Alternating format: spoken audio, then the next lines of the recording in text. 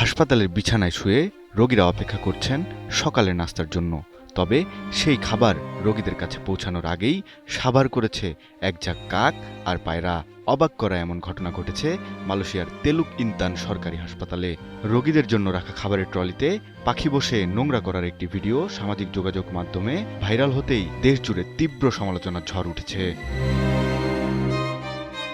মালয়েশিয়ার সেলেঙ্গর রাজ্যের তেলুক ইনতান হাসপাতাল উন্নত চিকিৎসা আর স্বাস্থ্যসেবার জন্য পরিচিত এই সরকারি হাসপাতালের একটি ভিডিও এখন নেট দুনিয়ায় ভাইরাল। টিকটকে ছড়িয়ে পড়া মাত্র কয়েক সেকেন্ডের ওই ভিডিওতে দেখা যায় হাসপাতালের একটি ওয়ার্ডে রোগীদের সকালের নাস্তার ট্রলি প্লাস্টিক দিয়ে খাবারগুলো ঢাকা থাকলেও সেখানে হানা দিয়েছে কাক আর কবুতর। প্লাস্টিক ফুটো করেই প্রকাশ্যে রোগীদের খাবার মুখে দিচ্ছে পাখিগুলো, অথচ আশপাশে হাসপাতালের কোনো নিরাপত্তা কর্মীকে দেখা যায়নি।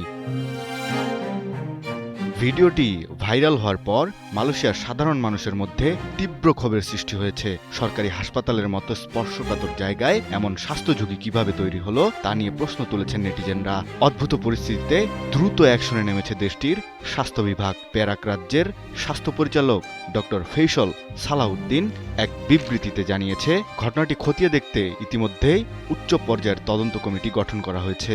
একই সাথে হাসপাতালে খাবার সরবরাহকারী ঠিকাদার প্রতিষ্ঠানকে দায়িত্ব অবহেলার কারণে কারণ দর্শানোর নোটিশ জারি করা হয়েছে।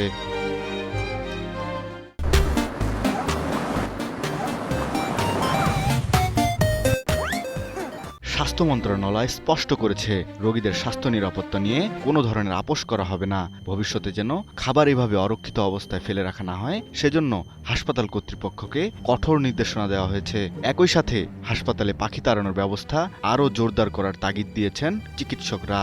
কারণ কবুতর বা কাকের বিষ্ঠা এবং লালা থেকে রোগীদের শরীরে মারাত্মক সংক্রমণ ছড়ানোর আশঙ্কা থাকে। মালয়েশিয়ার এই ঘটনা আমাদের দেশের হাসপাতালগুলোর স্বাস্থ্য ব্যবস্থাপনা ও পরিচ্ছন্নতার দিকে আঙ্গুল তোলে। যে কোনো হাসপাতালেই রোগীদের খাবার শতভাগ জীবাণুমুক্ত রাখা অপরিহার্য। জিয়াউল ইসলাম জিসান, নিউজ 24।